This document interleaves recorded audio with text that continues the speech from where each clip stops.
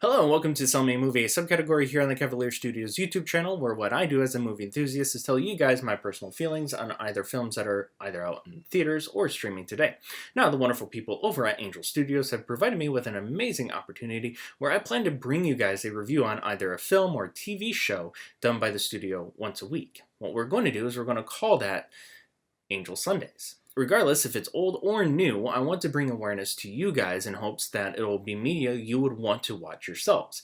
With the first on the list, we'll be talking about a film I wanted to see in theaters, but never honestly had a chance to go out and see. And that film is, of course, a true story based on the Possum Trot area in Texas, and this film is called Sound of Hope, the story of Possum Trot.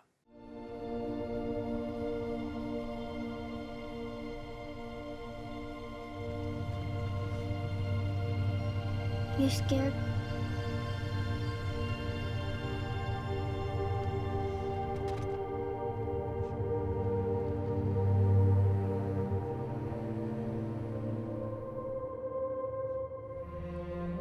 I think they're here. Donna?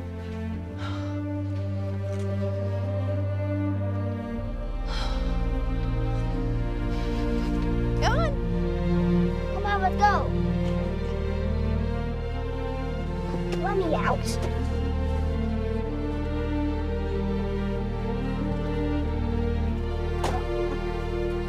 Look at you. Look at this child.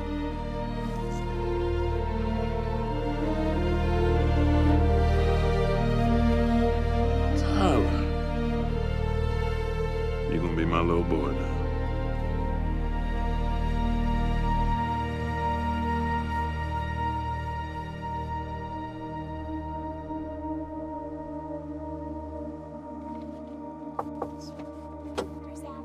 You coming out?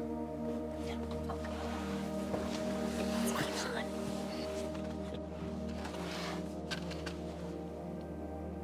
Miss Susan, are you sure these people want us? Oh, sweetheart, I know they do. What if they're not nice to us? Do you see Miss Martin? She just told me that she knows you're her little girl. She did? Yeah, she did. Okay? Okay. Let's do this. My precious Mercedes, I'm so happy to see you. My name is Donna, but you can call me Mama. Hi, Mama. Oh, come on.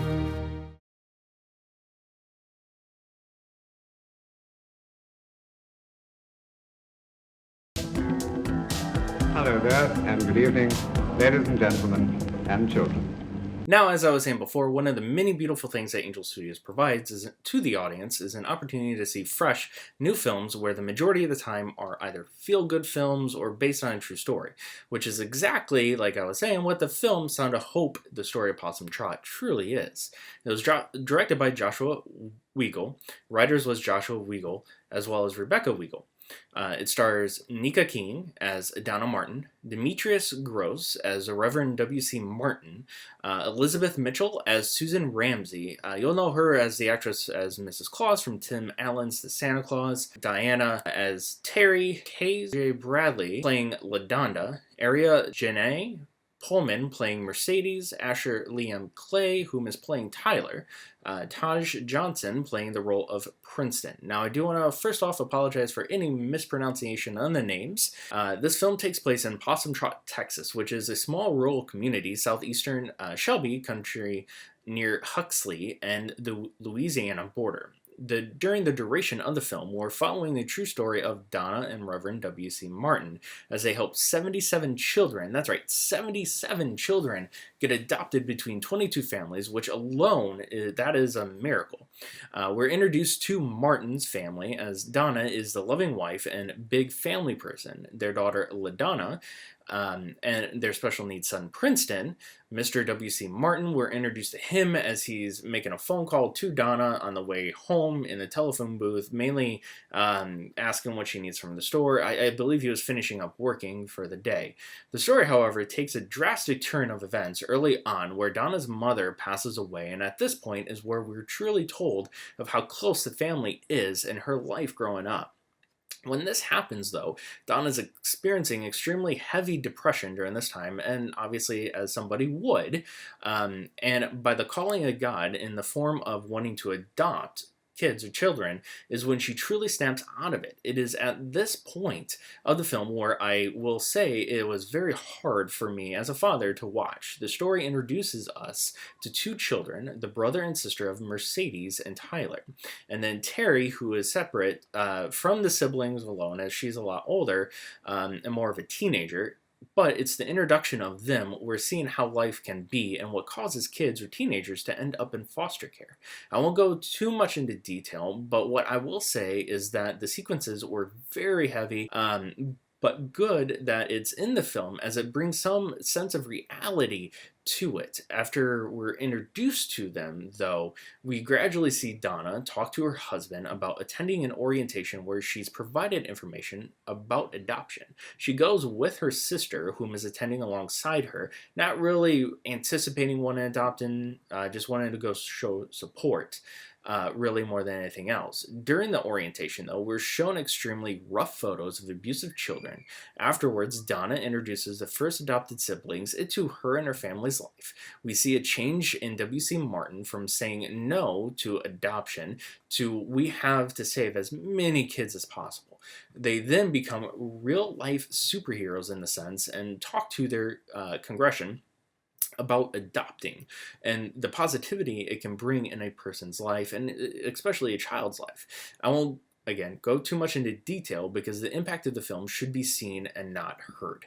The character development, specifically in the adopted teenager Terry, is perfectly executed from beginning to the end, and the chemistry between all the actors and actresses feel genuine, which is kind of hard to find in modern day movies.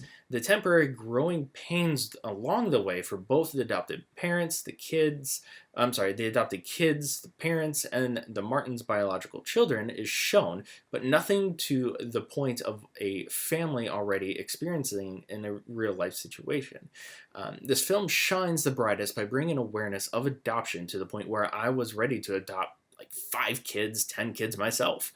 The pacing is great, and overall execution of the film, I was surprised to see that this was the director and writer's first major film. Now, not saying they haven't done anything before and previously, but this to me is the first major motion picture that they've done.